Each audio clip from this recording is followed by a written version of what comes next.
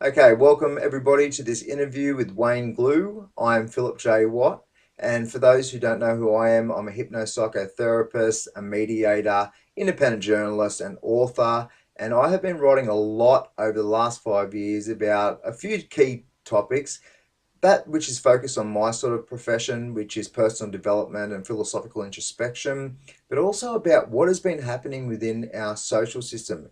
How has certain aspects of it been hijacked and manipulated to suit and enrich the interests of big money and big business at the expense of us, the people, and the environment?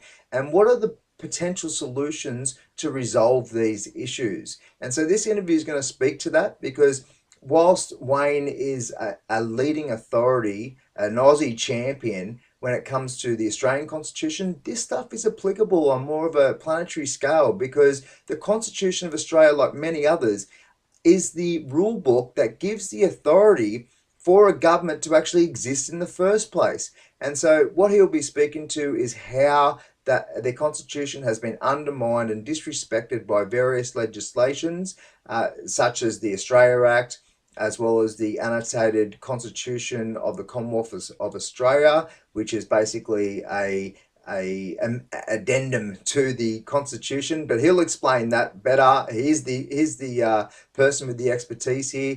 We're going to try and get him to lay it out very clearly and succinctly for you, so that the Australian public can be informed about what the issues actually are.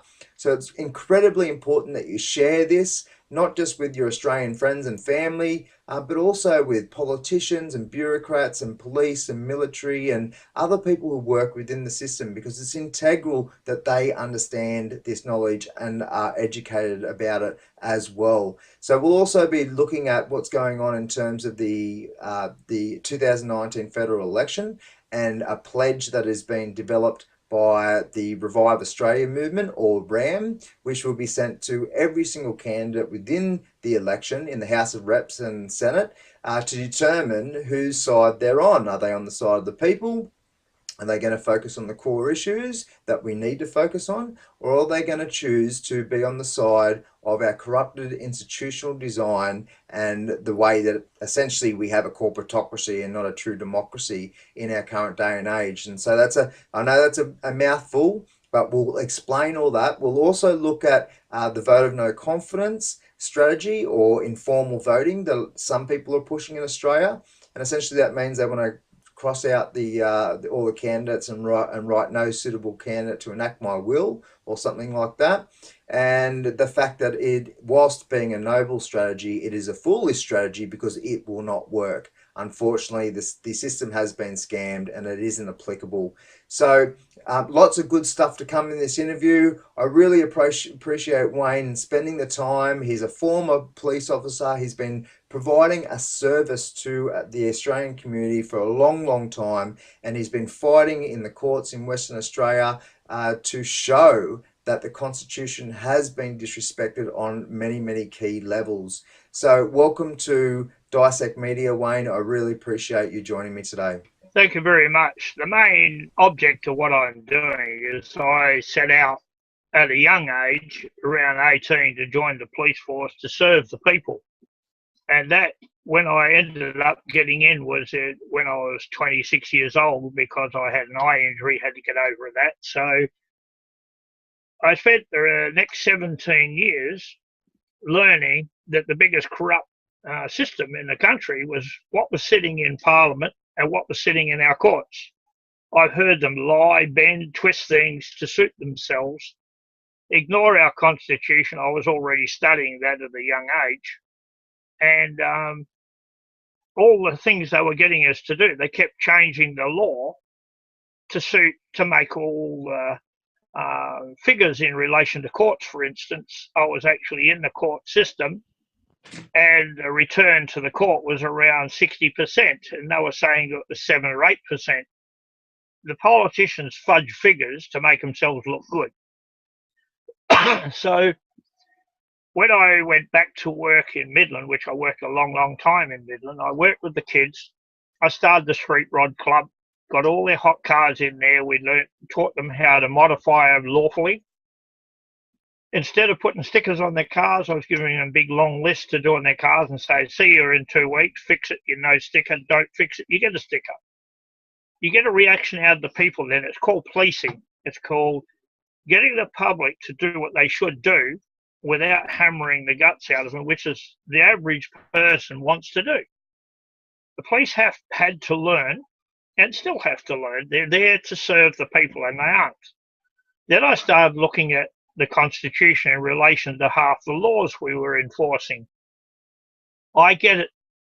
When somebody's drunk, you've got to pick them up, put them somewhere where they can be safe. That's fine. I've got no problem with that.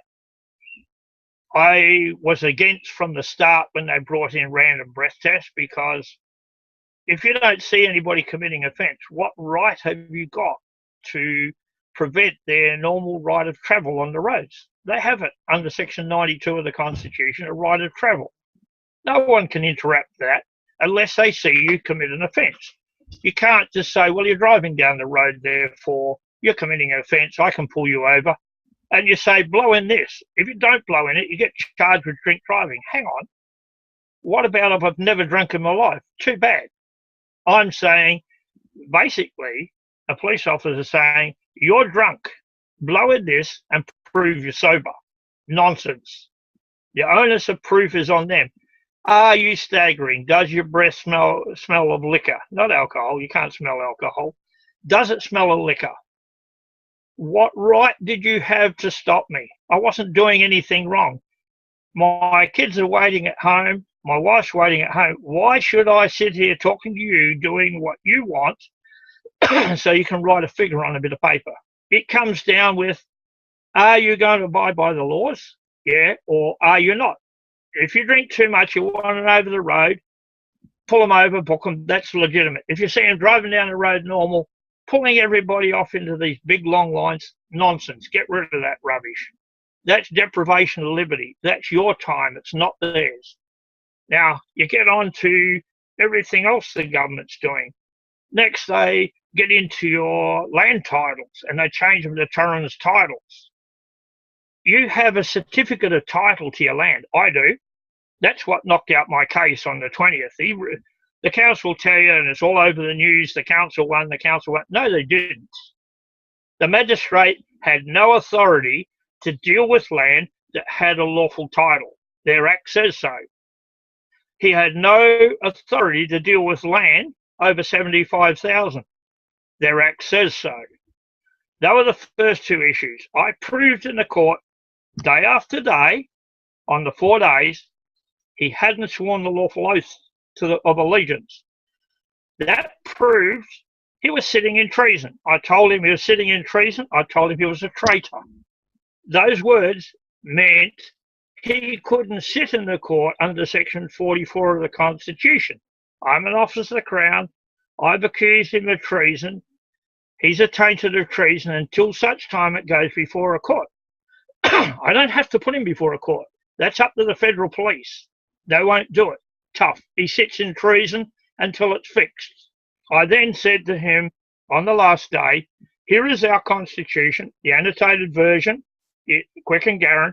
It has all the text, the public records, and the Hansard of how the whole Constitution came together. Its concept, what it means, what laws they used, what decisions of overseas court that put our Constitution together in a sensible document that could be used for normal, free, everyday living.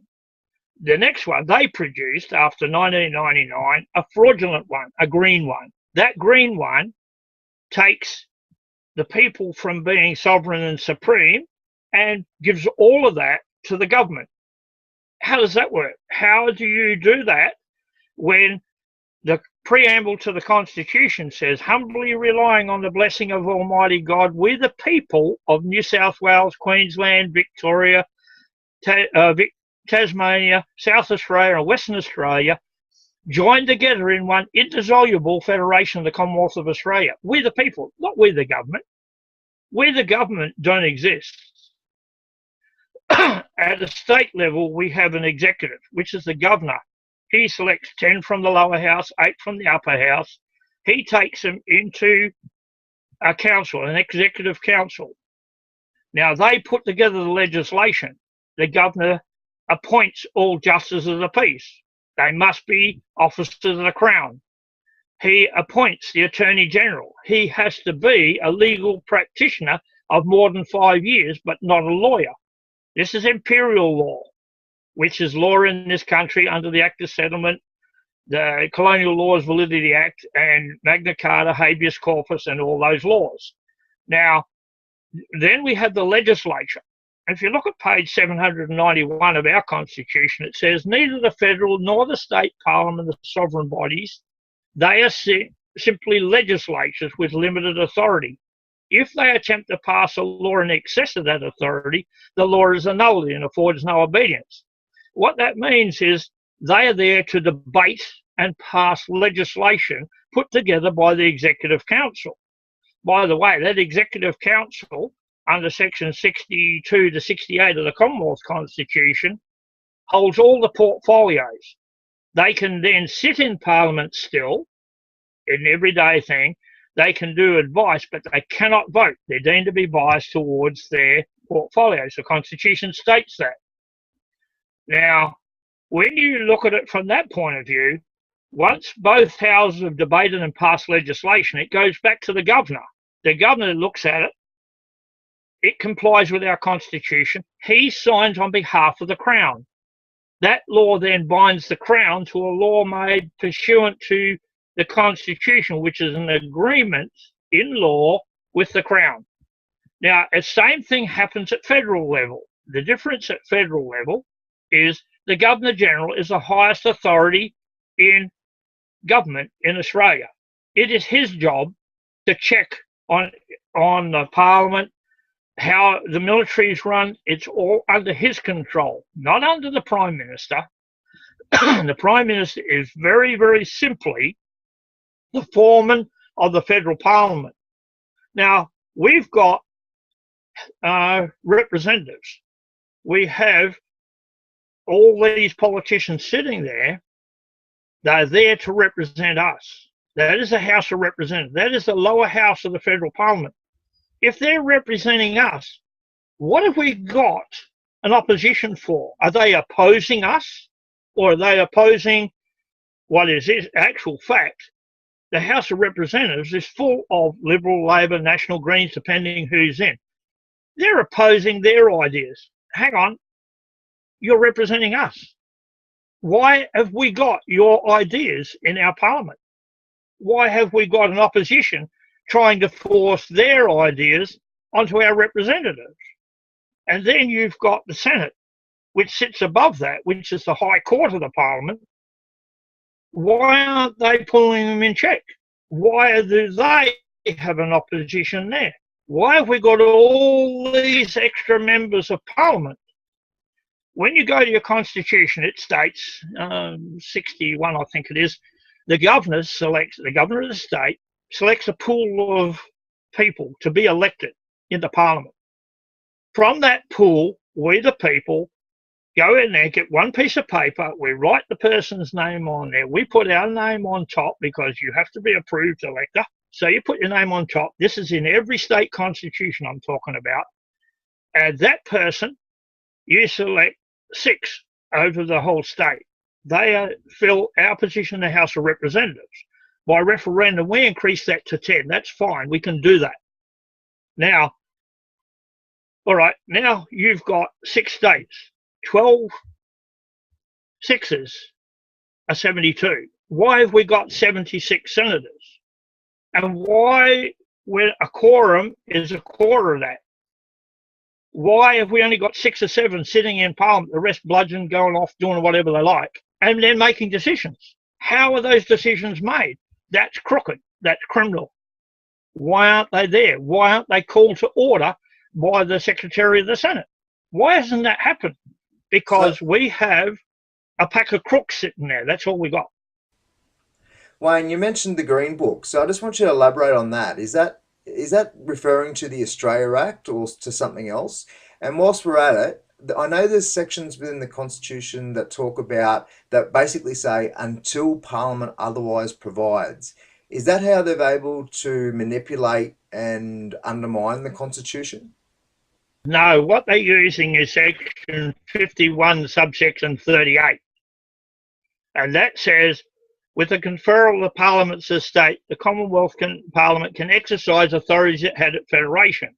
Now, if you look in the annotated one, Quick and Garran, ours, not this latest piece of garbage, the Green Book, I keep referring to it as, it states, on the proclamation of the Constitution, on the 9th of July 1900, the old entities known as the Australasian Council and the colonies ceased to exist.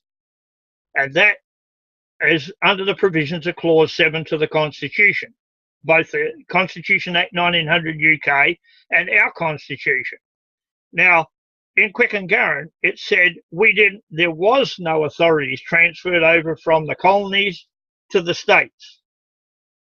But even if that wasn't so, there was only 7 legislative areas ever exercisable by the Australasian Council and even less by the colonies. And all 7 are contained in section 51 of the Constitution.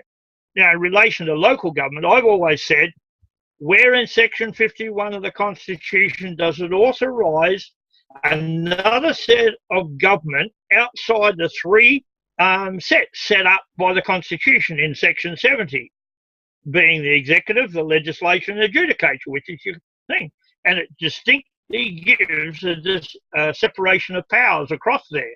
Now, they are saying, oh, yeah, until the Parliament otherwise provides. All right, I'll answer that one simply. Any way the Parliament provides something is when the governor and all the executive canvass the people, and all the politicians do, and they get the ideals of the people, and they want to change slightly things in the Constitution. Now, that's altering it. Now, these people are saying, oh, no, the Parliament can put their heads together, come back, and just remove what they like and change what they like. And they've been doing it. And that's where they come up with this book. Their version of our Constitution is just nothing but nonsense. When you read it, it creates the Parliament as sovereign when it's not. It can't be. If you've got a governor and an executive council putting legislation together, and you've got an executive government that says, get lost, we'll do what we like because we're a political party, then we've got anarchy inside our Parliament. And we've got it big time. When you read it, it creates the Parliament as sovereign when it's not.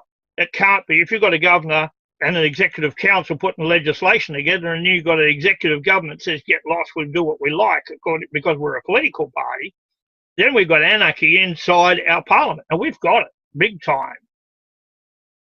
It's very difficult for people to perceive that we've been lied to and misled and deceived using section 51, subsection 38 of the Constitution.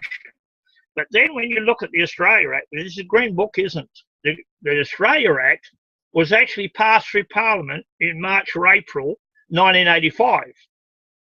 And it was signed off by Sir Ninian Stevens, the Governor General at the time. This can be checked out, it's all accurate. Towards the end of the year, all the states put in their request acts. So how did they use section 51, subsection 38 of the Constitution, which says with the conferral of the states, because they'd passed it before they even got a request act off the states? That's where they first started messing up and lying to the people. Then you've got to look at the Constitution and section 5 of the Australia Act itself. Section 5 says this act must comply with the Constitution and the Commonwealth Constitution Act. Now, if it does, where in the Constitution did we, who own the Constitution, give the government the authority to rise up as a legislature, passing laws for a good government of us, to raising up above us and passing laws over us and controlling us? That is a complete reversal. That is treason. You breach the oath of allegiance to serve us and assist us, which is what your oath is, to being dictatorial. Now, if it does, where in the Constitution did we, who own the Constitution, give the government the authority to rise up as a legislature, passing laws for a good government of us, to raising up above us and passing laws over us and controlling us. That is a complete reversal. That is treason. You breach the oath of allegiance to serve us and assist us, which is what your oath is, to being dictatorial. Now, when they first tried the local government on in 1974, we said no.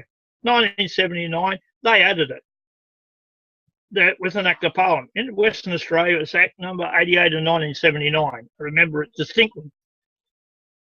We still said no. So what? Why did we get it? They used the same section, Section 51, subsection 38. The state sent a request act. The federal government passed it. They put it in all the state constitutions. Then they went to 1988 and they had a constitutional convention, which most people don't know anything about. In there, all the people being off Whitlam and all the professors and everything else decided we were going to have a republic. They admitted in there that Australia, since 1973 with the Unidroit Treaty, was so out of whack with all the law, and all the laws were so unlawful, that they needed to have a republic to clean up the mess. So they put it to the people. But before the 1999 referendum, they got a request act from the states to pass it anyway, regardless of what we said or did. Now, most people haven't even bothered to check if that's there. Well, a referendum, we say no, means no. It's got to be that way. But what they didn't realise with that referendum, that was all not only to get rid of the Queen and give us a republic with an Australian head of state, which we got anyway. What they did with it is they wanted to install COAG and all their system they've got in place, and we were just going to be like sheeple and sign off on it, and everything was going to be happy and hunky-dory. The big problem was we said no. We said no to the lot. But inside COAG is local government. It's got all the state parliaments and local government. That was the third referendum, which means they can't have any more referendums in relation to local government. That's why the courts are now used to enforce local government, even though they know it's not lawful. And people keep coming on and saying, oh, you don't know what you're talking about, especially Tim Prater in Queensland, a few people like that. I just ignore them because at the end of the day, we said no. Why did we say no? Because we were asked. If we had no authority to answer, why did they ask us? Because simply 106 of the Constitution allows the state constitution to continue subject to the Commonwealth one. In other words, the Commonwealth one is the superior law. The state one, if it's changed in any way, altered or anything else, not to conform with the Commonwealth one, it's invalid. So when they added number 88 in 1979, or in every other state, they did it at the same time, local government to the state constitution, they negated the state constitutions. They also knocked out the state parliaments because they're repugnant. Now, when you look at that imperial law, it's 1688 Bill of Rights. Enclosed in there is a statute of monopolies, Transfer of Land Act, statute of monopolies, the right for magistrates to exist as stipendiary magistrates, statute of monopolies, the right for police to exist, statute of monopolies, the right for justice of the peace to be established, statute of monopolies.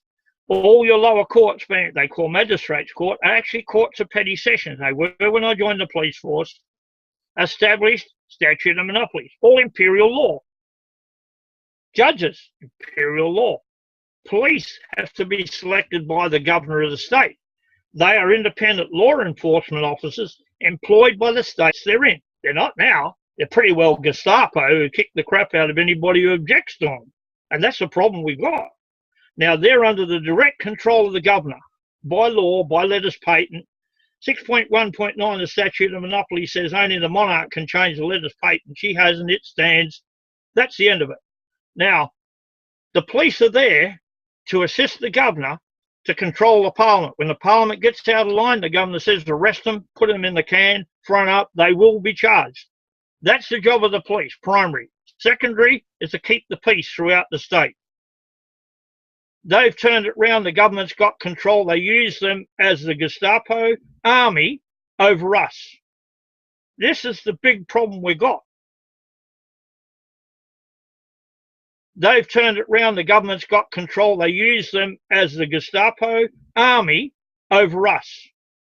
This is the big problem we got. I know I'm covering a large area of different subjects, and anytime you can come back to them and I will explain them in detail.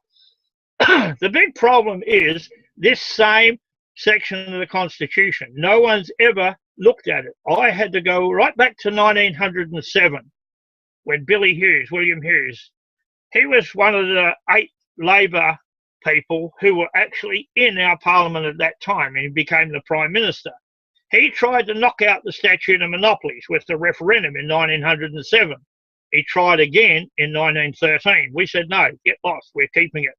We had to, because it was part of imperial law. Now, he introduced conscription. That's unlawful. Only the governor, on the advice of the Queen, can engage our troops to defend our country. Take them outside has to be a directive from the Queen. It's her army, her navy, her air force.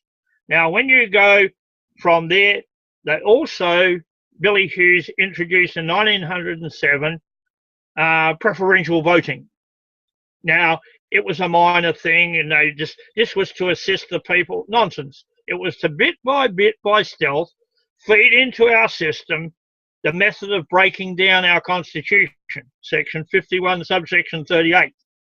Now, in their little green book, they've changed all that, so there is no, it was still colonies ceased one day and the states started the next. Go back to HCA 48 of 1996. No, they didn't. The states were created in 1901 under the provisions of 107, 108 and 109 of the Constitution, and draw their authority referentially from that Constitution, our Commonwealth Constitution.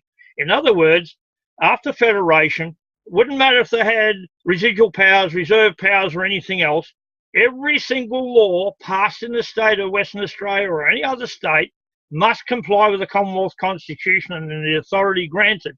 There is no outside powers. There is no residual powers coming across that gap that are applicable unless they comply with the Constitution. Now, I actually did a lot of research and went back to 1915, HCA 39 in 1915. So Samuel Griffiths, one of the people who put the Constitution together, said quite clearly, here we find at paragraph 148, that is, here we find 106 binds the state constitution and all laws passed pursuant to it to the overriding authority of the Commonwealth Constitution. You don't have to be a rocket scientist to realise, hang on, all state laws when passed must comply with the Commonwealth Constitution. Local government wasn't in the state constitution. Who gave you the right to pass a law? It didn't fit with the Commonwealth one. You knew that. You've had 3 referendums. We said no, we still don't want it. It's a blight on society. They're controlling our land and controlling us. Yeah, I will jump in there, Wayne. You've covered a lot, and there's heaps that I would like to respond to. I won't get to all of it. I certainly want to get to preferential voting because it is part of the 1-2 punch of bringing the power back to the people. We need to end forced preferential voting so that instead of our vote likely to go to a candidate we don't want it to go to, it stays with one of the candidates that we want it to go to. It's called trickle-down voting, forced preferential voting, and it's not good for Australians whatsoever. I will get to that though later. Now, I just want to talk quickly about these echo chambers and the indoctrination of the population, because what you're talking about, the majority of people don't understand. I'm only over the last few years starting to become conscious of it. Most people are over the last sort of 5-10 years. It's where the real groundswell has started to happen. Of course, there's been many people aware of it for many decades, and my hat's off to them for keeping up the good fight. However, there are so many Australians who don't get this, including politicians, including bureaucrats, including police, including military, including people who work within the system. And I'd like to sort of get your view on how widespread that is. So, look, of course, some of the higher tier politicians and their corporate masters, the corporatocracy, the shadow government, deep state, whatever you want to call it, there are big money players behind the scenes that do control macro policy. That's a real big issue with a two-party system, otherwise known as a two-party tyranny. And so they would understand this stuff. But a lot of these lower and middle tier politicians, they don't get it because they've just been indoctrinated into this sick and twisted system just like the rest of us. So they've got a genuine or an authentic ambition to provide a service for their community and represent their community, but they don't realise what they're going in for. They don't realise that working for one of the two major parties, including Greens, is not in what's in the benefit of Australians, for our children, our environment, and our future generations. And so we need to start helping people to understand all of this stuff and spread the information, spread the education, so that people in the system can actually stand up for it. So, how do you feel about what's going on in terms of public consciousness about all this stuff? Not just people outside of the system, but also those within the system.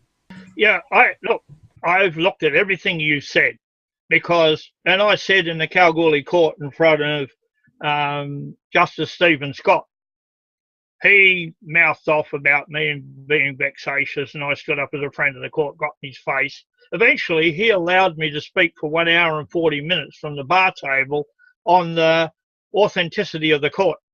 Now, I don't go around bragging this.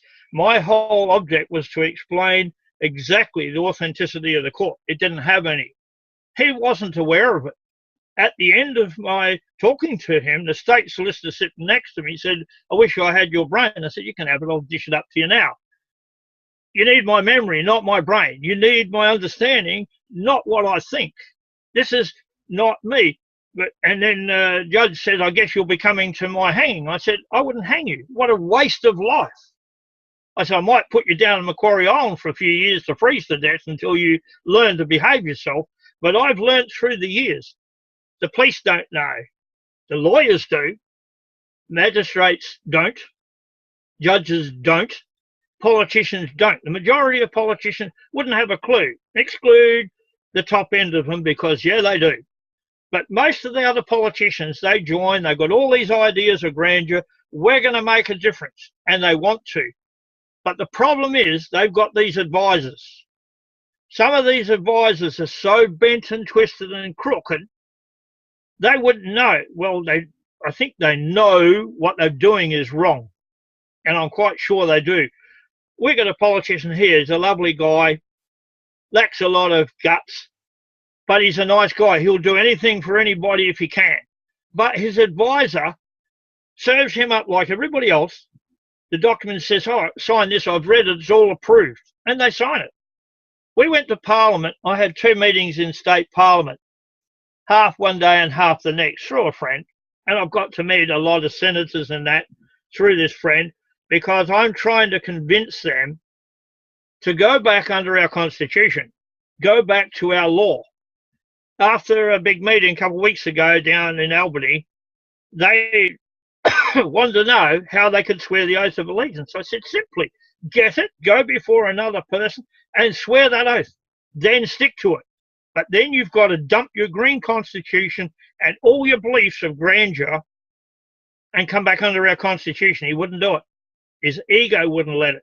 So you're not only getting false teaching to these blokes, they get their ego up and they don't want to turn because, look, I'll get embarrassed. I've got caught out.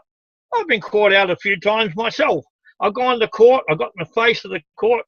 I mouthed off at one of the judges. It cost me 10 grand. I learned to shut my mouth, engage my brain and open my ears, listen to what was said and talk back to them with authority, because we are the sovereign, but with respect. We have to learn. You know, when you see some of the things I've seen in my life, you want to go out and kick the crap out of anybody who does the wrong thing and hurts people for no good reason. That mentality has to stop in this country. What has to go forward, you have to treat everybody just like you treat yourself. behave in a way that whatever you do doesn't hurt somebody else. We need to get off our backside, go to our politicians and say, hey, mate, I don't care what your political party says. You're employed to serve us. This is what we need. This is what we've got to come back to fix all the things that you just spoke about. And to do that, it's a big ask. But I always tell all the magistrates, even the magistrate the other day, in his own way, he's a nice enough guy. He thought he'd push his nonsense on me. I don't push. I don't yell anymore. I keep a nice, straight, authoritative voice, got in his face, explained where he was wrong, albeit every day. He tried to put his stuff over. I pushed it back, said, no, it's nonsense. There's a reason why. At the end of the day, I said, here's our constitution. Here's yours. Yours is a bit of crap. You're sitting in treason. That's treachery to overturn the constitution. The last thing I ever want to see is that guy with a good brain go to jail. I'd like to see him get a boot in the butt, put into school, taught the law, and he adheres to the law. That's what I want. I got nothing against him. I don't hate anybody. I love all humans. We're all humans. We've all got a job. I've got a lot of people, Aboriginal friends. I said, we're fighting together. This is our country. I can't control where I was born. I was born here. So I take what I got, do the best, and help everybody. That's how we need to do it. We need to get these politicians. And I agree with you. Cops don't know. I know a lot of cops are real. There's a couple I'd give a lift under the ear. I made a fool of one not long ago, went to his superintendent. I could have had him charged departmentally, and I said, no, I don't. Fix his problem. Put him correct. We got a constitution. He can't say the council can come along, sign a bit of paper and override the constitution. What a stupid statement. Obviously, he didn't know. So I corrected it by going over his head and making him listen. Now, if we all could do that, what a fantastic place this would turn to in a short time. I used to post 150, 148, 150 posts all written. We used to get 200 people read it. Yeah, it was all fact. When I started doing videos, people could then see who they're talking to, and they sit there and talk about it. And this is why I don't care how many million times I come on here or post videos, I will do whatever it takes so that people can live in this country under laws passed for us, not over us, and live harmonious. Because, I mean, who wants to wake up in the middle of the night with someone wanting to belt you up because you said boo over the fence to his dog? A lot of nonsense. Why can't we say, oh, your dog's a bit noisy, mate. Yeah, right, give it a clip under the ear and it behaves. That is doing it sensibly. Why do we have to fight and argue? It's stupid. Yeah, well, you've hit the nail on the head there, Wayne. I did a video just recently over the last few days on the forks in the road that we're facing, the internal questions that we've got, and a big focus of that, one of the key ones was about honour versus disrespect. How do we honour ourselves? How do we disrespect ourselves? How do we honour ourselves? And how do we translate that in terms of our behaviour towards others? Because look, we're all at our own stage of development, right? We've all been, highly ignorant. We sort of were born ignorant into this world, and we've slowly had to emancipate ourselves from that ignorance, from that deception, from the lies, from the propaganda and the programming, and we're all at our own certain stage through that journey. And that's a never-ending journey, an ongoing journey of sort of becoming more aligned to truth, becoming more coherent in our system, and being more bloody honourable and to ourselves and others. And so we need to respect that people are at their own stage, just like we are.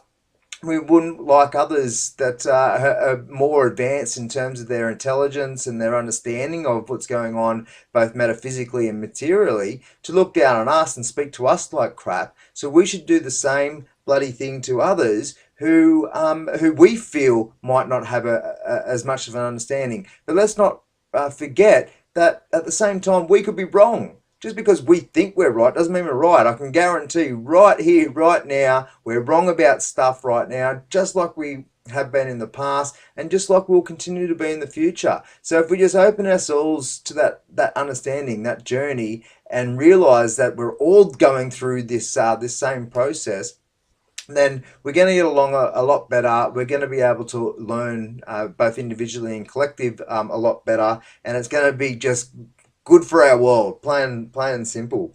Now, just in reference to individual sovereignty. So, look, all law, all legislation. I've been writing about this for a long time. Many people have been the way that we design our man law should be designed on natural law. And one of the fundamental principles of natural law is that the individual has supreme authority over themselves while still being held accountable for doing no harm unless in self defense. That is such an integral philosophy and doctrine and law within this human experience, and any legislation, any so-called rules that police officers need to enforce and that these parliamentarians create, if it's undermining our natural right to have supreme authority over ourselves, then it's not real law. It needs to be tossed out immediately. Look, we really need to understand, as I mentioned at the start, that we're in a fork in the road here. We could either go further into this centralized control system, that totalitarianism that I spoke about before, or as an individual, we can emancipate ourselves and move into decentralization and localization and caring for yourself, each other, empowering yourself, educating yourself, but also encouraging us to do it on a collective level as well. We really need to bind together to move in that direction, because once again, we are choosing the direction we're heading on because the people have the ultimate power. I cannot emphasize that enough. Just because we're ignorant, we've been indoctrinated, it's no excuse. We, if we so choose, can wake up and move in the right direction. We're not heading in the right direction right now. We need to make sure that we were heading in such a great direction for hundreds of years. We have slowly built up civilization and in some pretty good ways, and not some good great ways as well. But we've been moving in a pretty good direction, except for the last sort of 100 years. We've started to slow down and go backwards. And so we've got a golden opportunity right now to emancipate ourselves from debt slavery and ideological slavery. Absolutely. We have the greatest opportunity to be truly free, like hardly ever in our so-called civilized history. However, we have structural ignorance, structural violence, structural sickness within our system. That's why so many people are either stressed, sad, or sick. They're suffering from a collective existential crisis on some very key levels. It's very sad to see many people in despair, and it doesn't need to be that way. But unfortunately, the system has been designed in a way where it's inherent. There are going to be people, a lot of people, who are going to be subject to that. But on an individual level, we can emancipate ourselves, and on a collective level, we can remove this structural sickness, remove the structural ignorance, and design a social system that goes down this path, which is going to be the right direction, the direction that we all feel we should be heading on, and some of us think we're heading on. We can choose that if we bind together.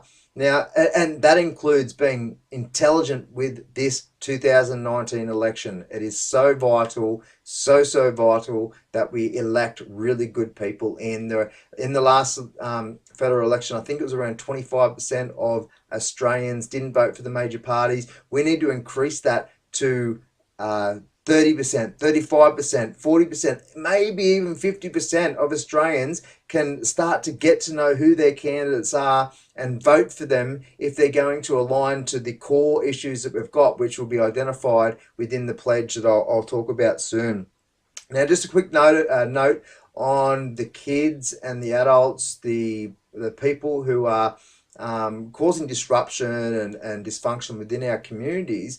Now, we've got to have empathy for a lot of them. Yes, they've got the responsibility to deal with the consequences, both karmic and lawful consequences from their actions. However, many of these people have been treated like absolute crap as children. They've been traumatized. They've gotten a real bad deal, had a real bad start to life. Their neurology is all messed up. They're not really that they're sick on a very core level, and we need to, instead of wanting to punish them and just put them away in a bloody cell or whatever and forget about them.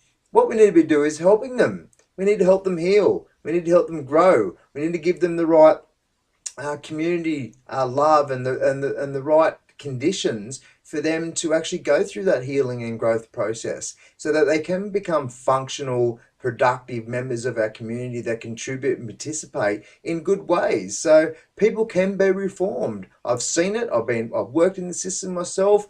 I've seen how people can be rehabilitated. They need to want to do it, yes, but there needs to be the mechanisms set up. One great example that I love to tell the story. It's like a metaphor. I don't know if it's actually true, but I love it. There's a story of an old tribe, and that tribe, what the mother used to do before they conceived the baby, she'd go out into the bush or the forest. She'd listen for the song of her child, the child that is yet to be conceived. She'd learn the song. She'd go back, conceive the child, sing the song to the child whilst in the belly, and the community would learn the song of the child.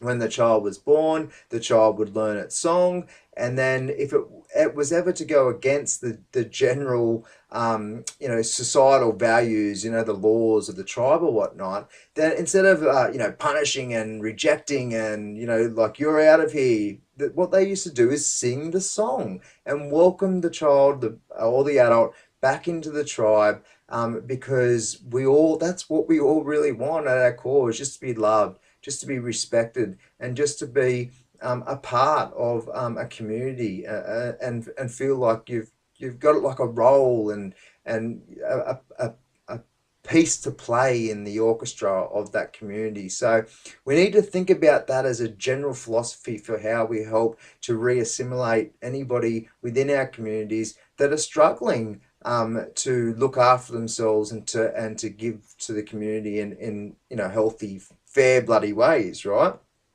So look, I know that was a bit of a spiel, rant over. Next question: what are we going to do? How do you think we can restore the Constitution, Wayne? What's the next steps for us?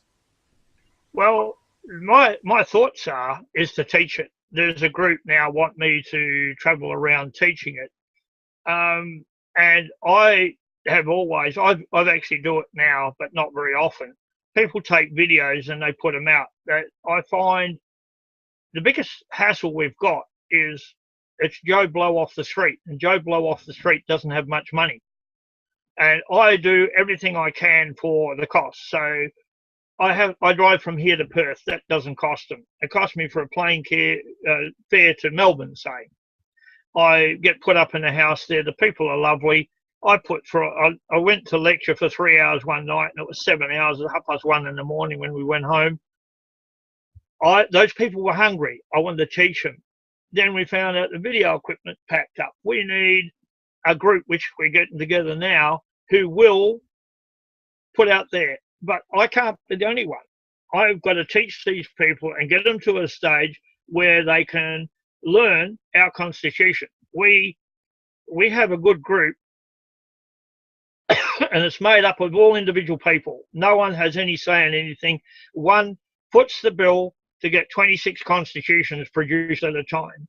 I get my next shipment tomorrow or Monday. I'm not sure when they get here. And we were selling one or two every 3 or 4 months. We're now selling 26 as soon as they come in. In fact, we've got 26 coming in. We've got, I think, 11 or 12 sold already. We sell them for $150. They cost us exactly $150. We add freight to that. That way it breaks even. We actually make not one red cent. The guy who finances up front from his business. He gets paid exactly what we give him back, which is $150 per book. We need more people to do it. And need someone in other states like Queensland, New South Wales, South Australia, Victoria, Tasmania. Go to a printer, take one of our books like we did. We bought one, put it in there, strip it down, produce it, because it's ours. We can. There's no copyright. Excuse me. Copyright on the green one, but there's no copyright on us taking our Constitution and producing it. When people get it, they start to read it. Then I can do seminars both by video. I'm not an expert. I'm still learning in a lot of areas. A lot of people, like the judge, try to say, "Oh, you reckon you're an expert? You know everything." That's all nonsense. No one is an expert in anything. We all reach a certain level. I mean, even in your job, you reach a certain level, and then you go on from there because you want to learn. A lot of people say, "Well, you're an expert." Yeah, you are, because you put your knowledge into someone else's head who doesn't have that level. That makes you an expert. Also makes you a good teacher. We need to say, "We're nothing. Come along, sit down. I'll explain it. If you've got a different version, tell me. Look at the book. If you're wrong, correct it. If they're wrong, correct them. But do it in a manner that they want to learn." And that's what I've been endeavouring to do. I get a lot of knockers that just forget them. They're donkeys. Anybody who doesn't read the Constitution, doesn't understand it, you're a donkey. Because why quote something you have no idea? I get, "Oh, we got residual powers." Yeah, right, I can explain it. But they don't want to listen. What you said earlier is 100% correct. We need to get these kids, sit them down. I used to get them coming out of Longmore, go and see them the next day and take them out, get them a job in the brickyards or whatever. Those kids, when I got in a brawl in Swan View once, two of us against about 20 odd blokes from out of town, those kids jumped in and flogged a lot of them. We didn't have to touch them because we give to those kids proper policing. Those kids gave to us respect for what we did. Now, and that fits perfectly with what you're saying. We need to, I'm the second eldest of 14 kids. There's over 400 of us in the immediate family with all the kids because we're good breeders. I got 8 kids, 4 girls and 4 boys, and 10 grandkids, and they're expanding. Good, that's brilliant. I want to see them grow up in a decent country where they can go out and buy their little bit of land, get a certificate of title that says they own it. Whatever they do inside that fence, as long as it doesn't hurt the neighbour, let them go. Who cares if the neighbour paints their house purple? Rewa and all those companies are the problem. Oh, you devalue the property. No, you don't. You devalue your own property. But if you want to live in a garage on there and it's got a toilet, a shower, and you sit outside all day, that's your right. You bought that land for that purpose. It doesn't matter where you go or what you do in this country. You should be free to do it your way because you are sovereign, like you said. You are the owner of your own life. How you treat yourself. If you want to drink, you're going to suffer in later life. You want to smoke, you're going to suffer in later life. You want to stuff yourself full of food, you're going to suffer in later life. We are who we make ourselves. We can, as a collective of people, and we are a very good people in this country. We've got a few I'd like to kick out, but I'm not going to get into arguments over their philosophies because we're actually talking to some of them about their philosophy, so it's not a problem. My whole object in life is get somebody, no matter how much they dislike you or look down at you talk to them with respect and show them that you have nothing against them.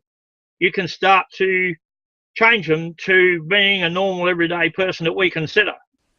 Yeah, well, once again, that just comes down to individual liberty, doesn't it, Wayne? So we can think, feel, behave, believe however we want. We shouldn't be pushing that onto others or onto other cultures, and we should respect that people have different ways of thinking and believing and philosophizing on life, essentially.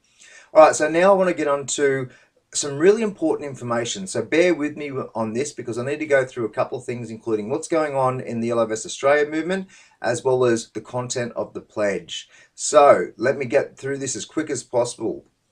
The Yellow Vest Australia movement, there's been some interesting developments arise. For starters, the Australian Liberty Alliance, which is a political party in Australia, has applied to change its name to Yellow Vest Australia Political Party. Obviously, that's upset a lot of people because the Aussie chapter are not left or right. We're not a policy platform. We're not a political party. We're a peaceful people's movement that isn't left or right, that wants to resolve the core issues of freedom and the design of our social system, essentially. So at the moment, I got a call from Debbie from the ALA. She advised me that A, she didn't know what was going on with the Australian Yellow Vest Alliance and what was happening in Australia, and B, that she applied for the name change about 4 or 5 weeks ago. I'm not sure how truthful that is. I did advise her that that we suggest that she repeal her decision. She declined that, and what can we do? That's their decision. The other aspects that are sort of concerning us in terms of the pledge, though, is that minor parties had some reservations about yellow vest branding because of how the media have been painting the yellow vest movement across the world in terms of it being violent and rioting and all those sorts of things.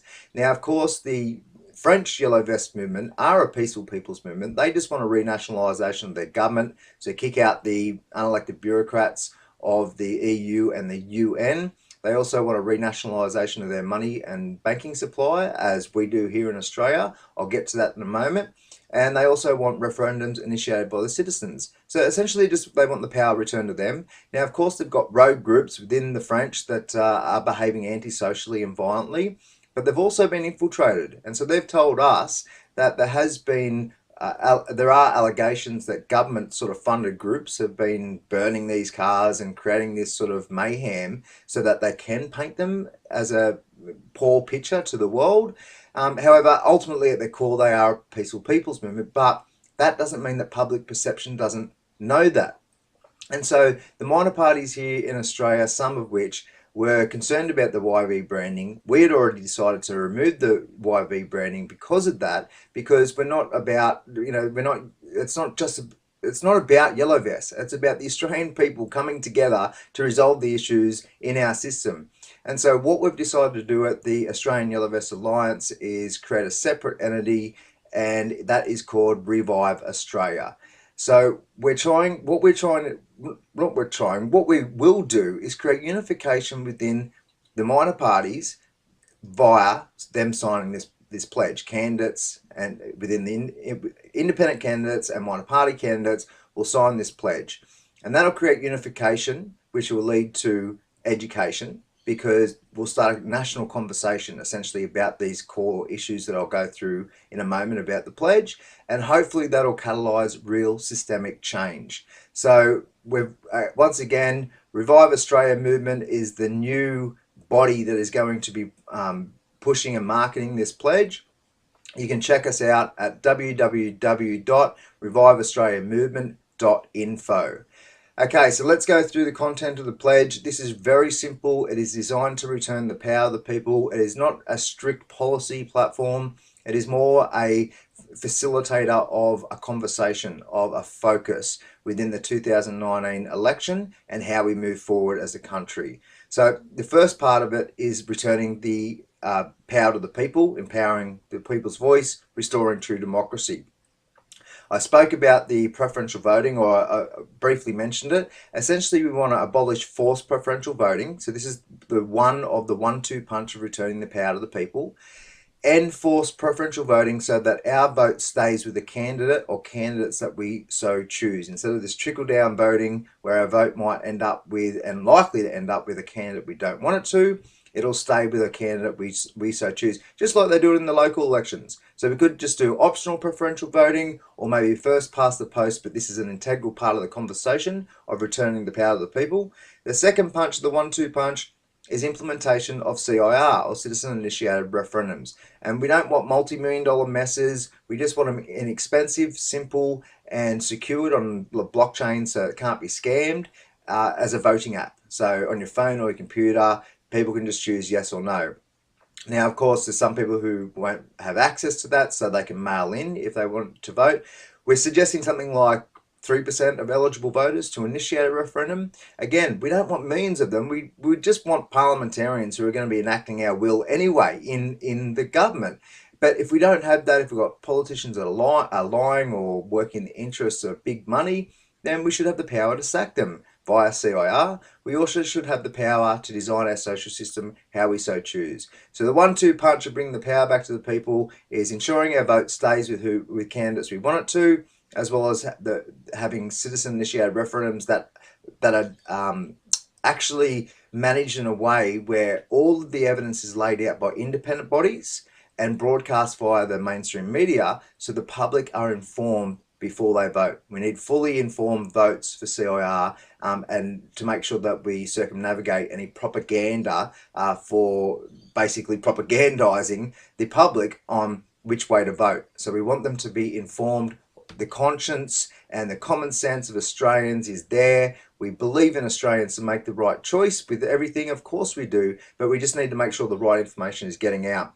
Now, the next part of it is respecting the Constitution, everything we're talking about here, including in officially recognising a Bill of Rights in that Constitution. So that could be the 1688 version, or it could be a modern version, whatever. We just need to make sure that our individual right to have supreme authority over ourselves, while still being accountable for the golden rule, do unto others as they do unto you, or do no harm unless in self-defense. Really important stuff, so that all legislation, judiciary, courts, parliamentarians are designing their legislation and acting in accordance with our individual liberty. Very, very important.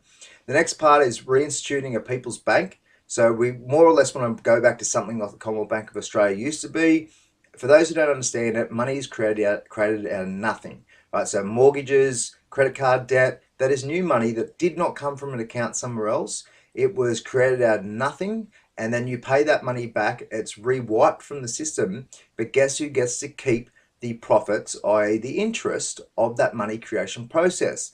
That's right, private stakeholders, private shareholders, and of course the international banking cartels. The big four in Australia, for those who don't know, are half foreign owned.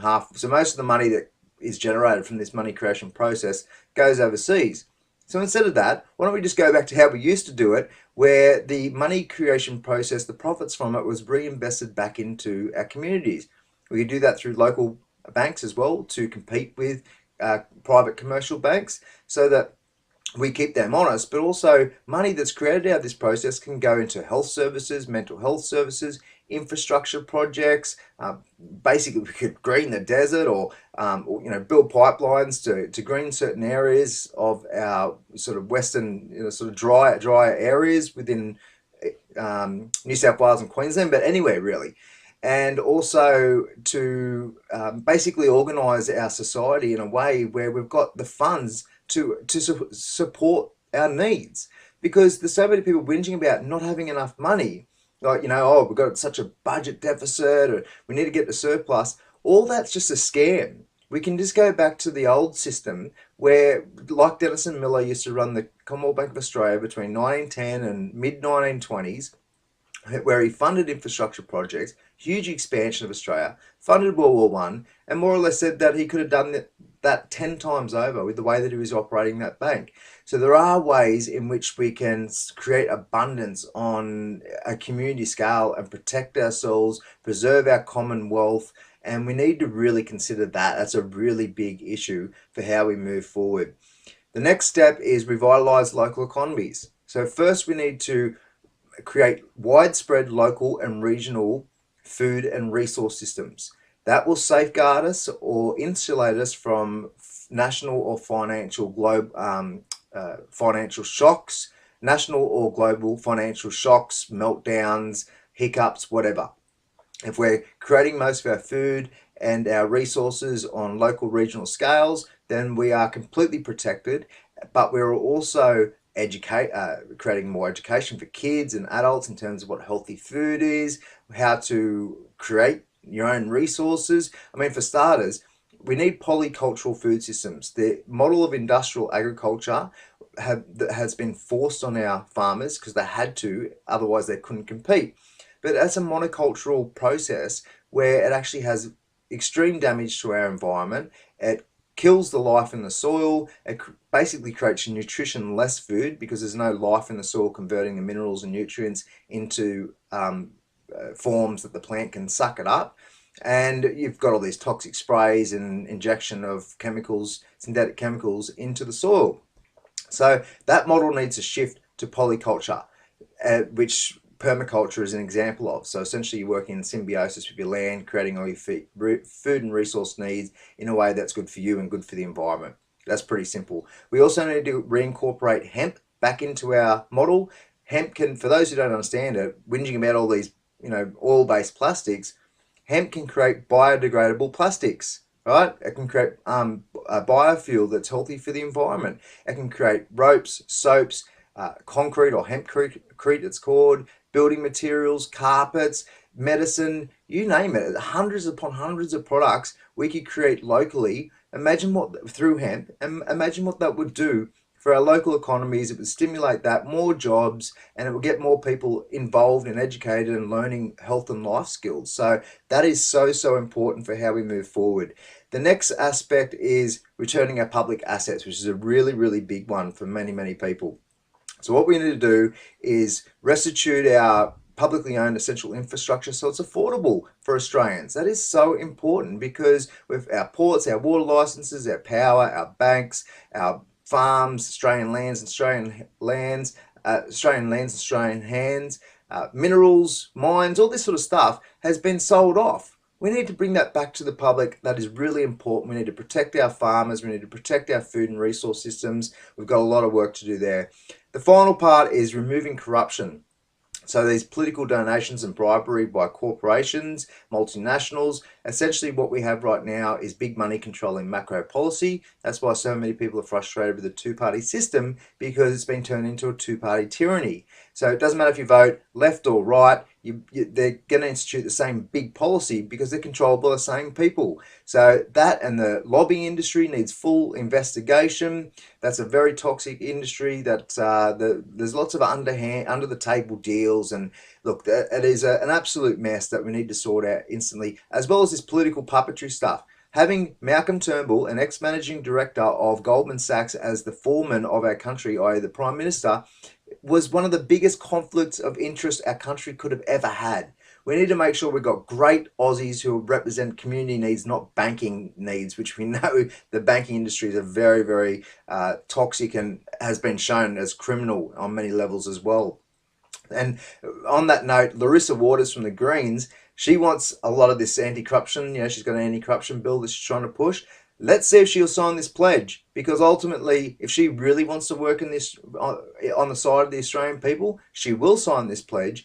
She will help more people understand what the real focus that needs to be within Australia, and it's going to be very interesting to see how she responds. So we'll make sure she gets it. You guys can also send it. At home, you can send this to her as well to make sure that she's very clear about the reality, the existence of this pledge. Okay, so thanks for sticking by me. Again, it's not sticking with me for that. Very important core stuff that we need to focus on. Again, not strict policy, just to generate a conversation about it, generate education. We've got an addendum to it to explain it a little bit more, elaborate on it. But ultimately, Wayne, what do you think? Do you think this is a good strategy? Will it work? Do you support it? Let me know your thoughts. I'd really appreciate that for myself and the audience. Yeah, absolutely. The reason I did actually say I wasn't interested in removing the 1688 Bill of Rights is not because I think it can't be improved. It can, as long as we don't fiddle with it too much. But when you swear your oath of allegiance to the Queen, which is, or to the Crown actually, that is what brings in all these acts into play, like Magna Carta, habeas corpus. If you look through all of those and form a Bill of Rights out of those that comply with those, you can actually keep those acts and have your own Bill of Rights. And there is a couple areas need updating in there, and we can discuss that later, at a later date, because the idea of removing the 1688 Bill of Rights and putting another one in place, 9/10 of the 1688 Bill of Rights would go back. There's a couple little places that refer to ancient customs which you would remove because they don't apply today. But basically, the 1688 Bill of Rights. See, all those laws apply in this country subject to our Constitution. Now, a lot of the things that need changing, we already have them in our Constitution. We need to go back to them, like protecting our industries. That's in your like your customs and excise laws.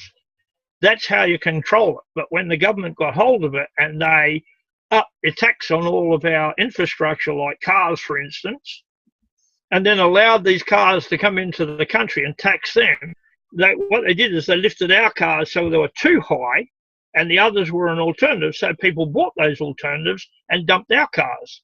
Look at the Ford V8 351 Cleveland or the Cleveland motor itself. Yanks come here and buy those motors because they're a better motor than them, and it's the same design as them. Why? Because we are technology advanced in this country, far superior than a lot of countries, because we put engineering excellence into everything we do. We over-engineer things, meaning they're better. Our planes, like Qantas and that, have the best flight record in the world. Why? Because our standards are better.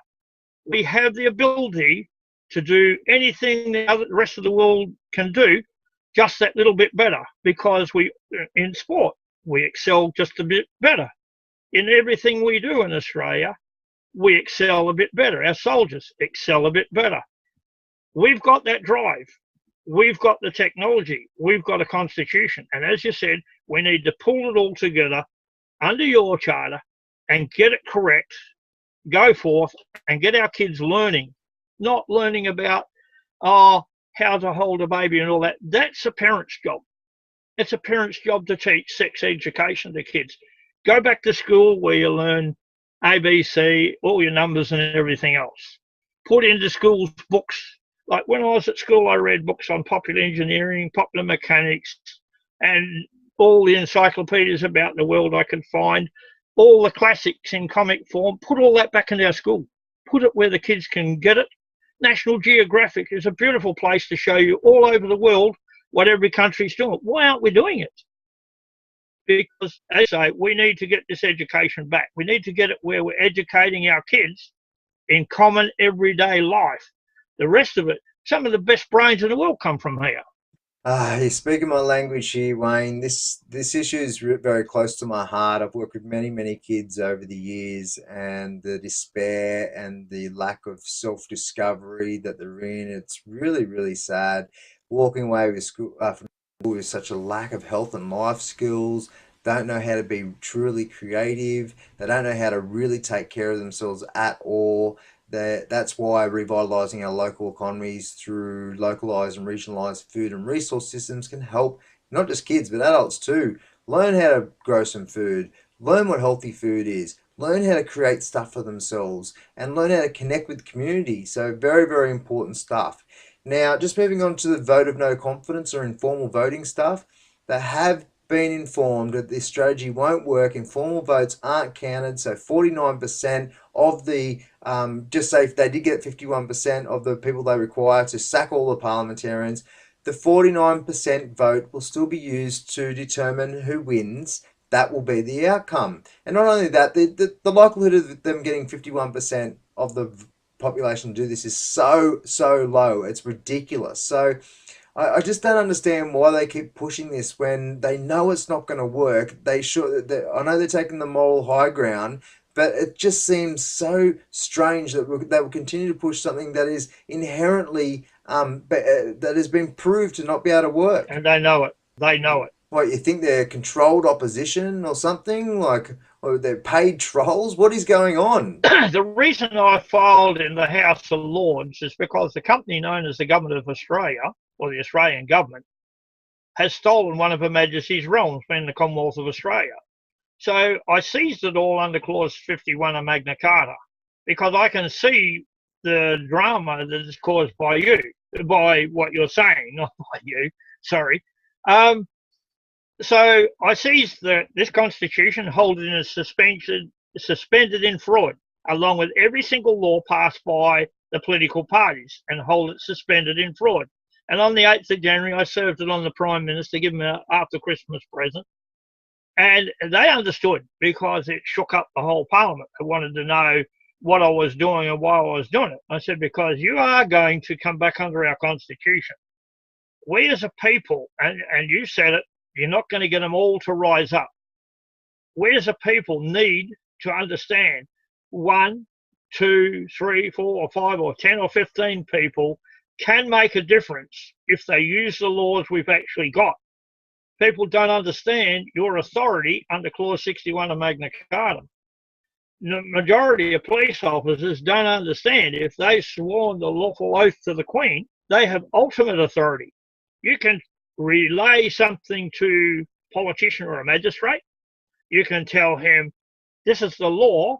abide by it. And when he doesn't, you can actually arrest him. In fact, the one that I was in front of thought we were going to arrest him. And I said, no, that's not what I'm intending to do. I'm intending to put the law to you, and you're going to abide by it, whether you like it or not. Little bit arrogant, maybe, little bit get in your face, but accurate according to law. I respected him. He respected me. Even though he didn't like it, he started to shake a bit when I told him he's going to jail for the rest of his life. But that's a fact of law. I wanted to rattle him to get up and leave the court and concede he had no right to be there. My job that I've taken on, self-appointed job, by the way, is to get in their face, put the law to them. Yeah, I've been kicked out. Yeah, they declared me vexatious for the purpose of shutting me up. They tried to get me for contempt of court 2 years after the case, mind you. And I said to them, well, if this nice lady, associate to the judge, was so upset the way I spoke to her boss, why did it take her 6 months to get the transcript, another 6 months to make the complaint? And these clowns, being the state solicitor, 12 months to bring it here. And I said, then when you look at the senior judge there, Justice Pawn, he hasn't sworn the oath of allegiance to the Queen, but he is a very precise person in law. He gets it wrong quite a bit. He's retired now. But I said, if I said those things in front of him, he would have locked me up. Not next week, instantly, because he is precise. So it got thrown out. But that was to try and scare me. I don't scare. I'm not scared of anybody. Like I stood up in the Kalgoorlie court and basically told the judge, listen, I'm a friend of the court.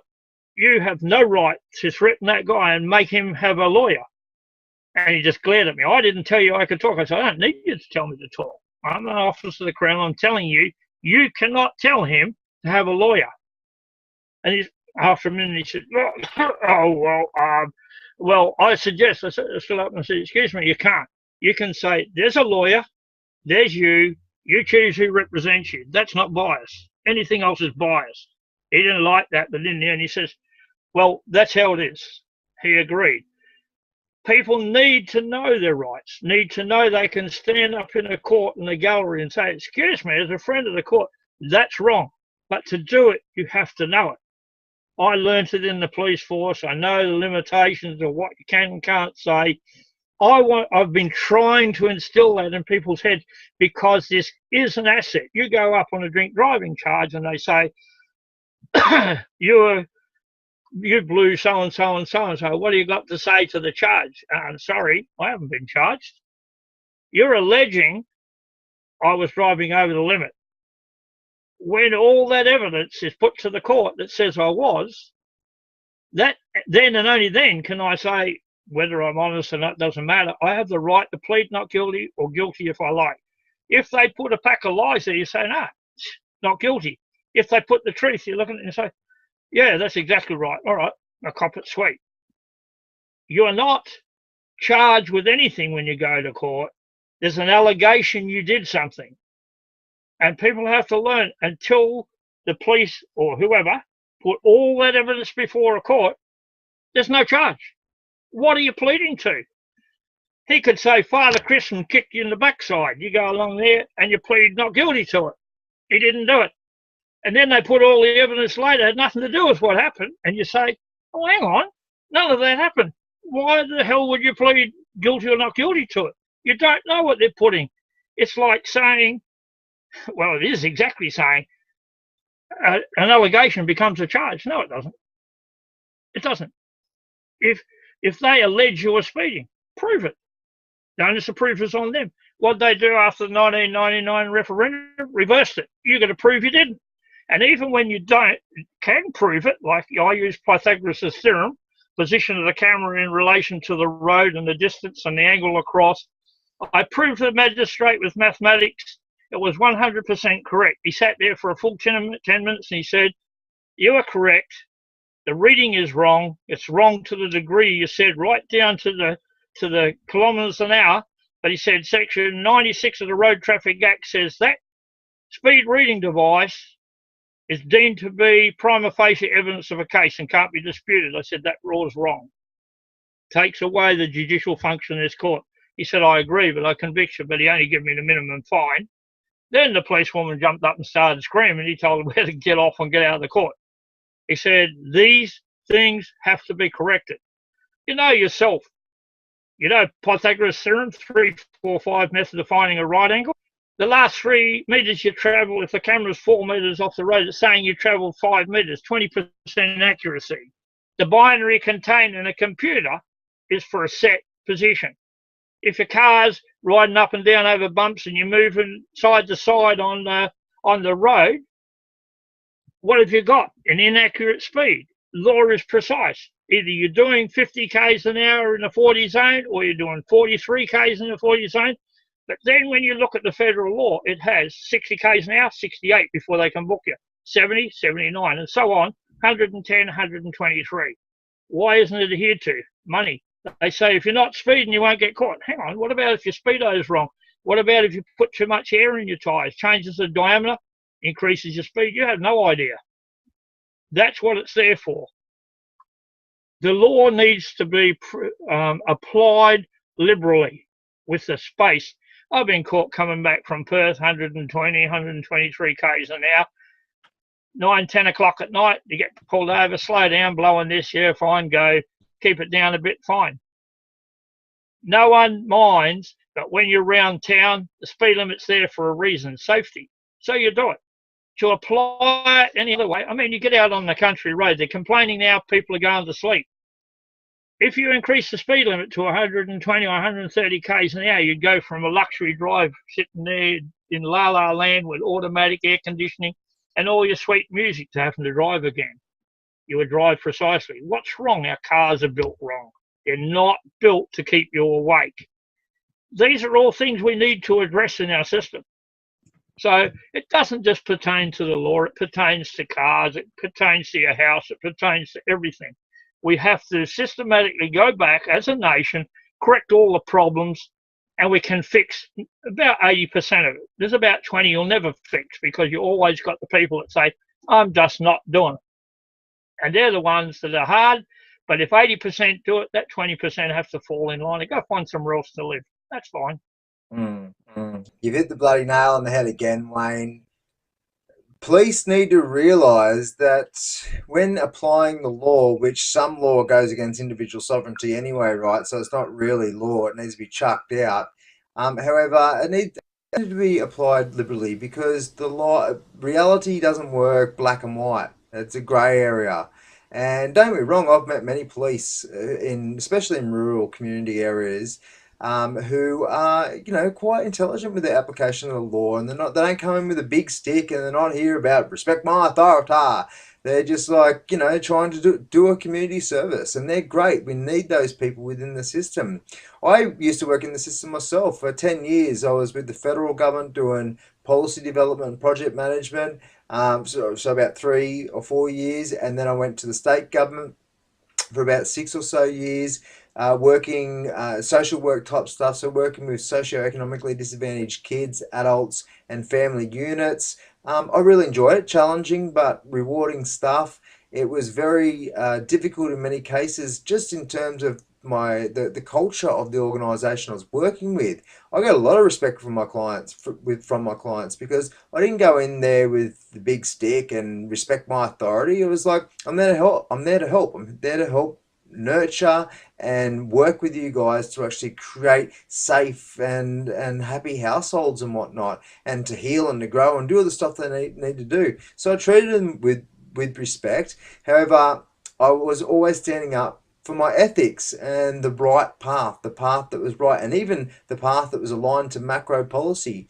And that went against some cultural toxicity within the organisation. Don't get me wrong, many great people working there, but people who are very sick themselves and indoctrinated into poor philosophy and practice as well. And so that's really, really important that we do consider the way that we do apply law, regardless of what organisation we work for, in a way that is intelligent and uses a bit of wisdom, like what is going to be the best approach to get the best outcome, not am I following like a robot the law sort of thing. I guess we've got to be smart as we move forward. So yeah, just a quick mention now on the pledge. Go to the website www reviveaustraliamovement.info. Reviveaustraliamovement.info. That pledge, what we need to do, we've got about 50 out of the 151 electorates organised in terms of people on the ground. I think I mentioned that before, but we don't need millions of people to make this work. Essentially, we need people to deliver it online and in person. We need people to go hand out flyers. We need people to go to the booths on election day, hand out flyers, and be scrutineers. And we just really need to get a good ground team of people to start holding accountable the candidates, not just the politicians, but the candidates who are actually applying to be part of this governmental system. So, what do you reckon, Wayne? Good strategy? Can this work? What are your thoughts? Yeah, I do.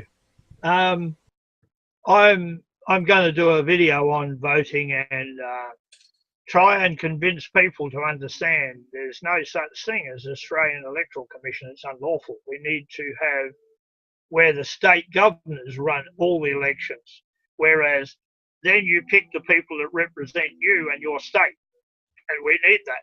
And that collective will fit in exactly with your strategy. Um, so I'm going to do it. I need to do one on the condition of your title deeds to your land, because that's in a shocking mess and it's got to be corrected. People are working all their lives and their land's not theirs. It belongs to the government. Nonsense. You pay for it, you own it, you got it. And the government's not sovereign, so it can't own anything. But getting back to what you planned, yeah, we need to get people there. We need to teach people, even the current politicians. Listen, you want to sit in our parliament? This is a good strategy. Look at it. Understand it. This is not for you. This is for your family. This is for your future family and all the relatives and friends you got. This is for them. This is to get rid of the nonsense and put us in a place where, like you say, we can live a normal, happy life, not interfere with anybody else. We don't need to go out and bash somebody to get fun or steal something to have fun or get drunk. That's all nonsense. Want to drink? Go home. Want to have fun? Go and have some, not at the expense of other people. So I agree with your strategy. Yep. I don't know what I could do, put it out there, because I'm waiting to go to England. That could be any day, and I don't know when I'll be back.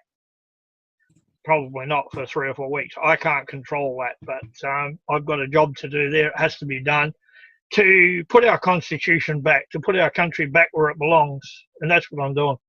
Well, So that's yeah, I agree with your stuff. It'll be good. fantastic. Well, I would love to interview Rod Carlton as well. I'm speaking to one of his team about that. Hopefully, you can put in a good word for me, Wayne, because it'd be great to have an interview with him about what's I going talk to him all on. the time. I talk to him all the time. I have a word with him. We Excellent, chuck excellent. his team and I chuck stuff backwards and forwards because we both help each other. Not a problem.